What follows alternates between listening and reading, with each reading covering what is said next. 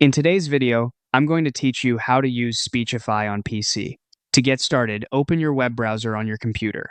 Once the browser is open, look to the top right corner and click the three-dot menu. This is where you'll find browser settings and extra tools. From there, click on Extensions, and then choose the option to visit the web store. This will take you to the browser's extension marketplace, where you can search for and install helpful add-ons. When you're in the web store, click on the search bar and type in Speechify.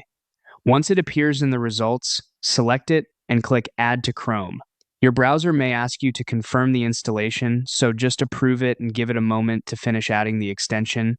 After that, open Speechify and log in, or create a free account if you're new to it.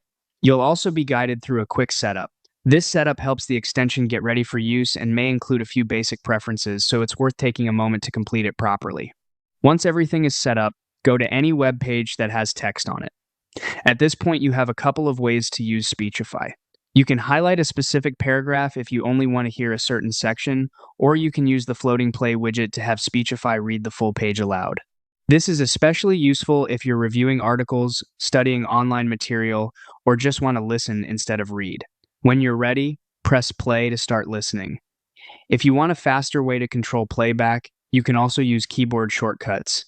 On Windows, press Alt and Q, and on Mac, press Option and Q to quickly toggle playback on or off.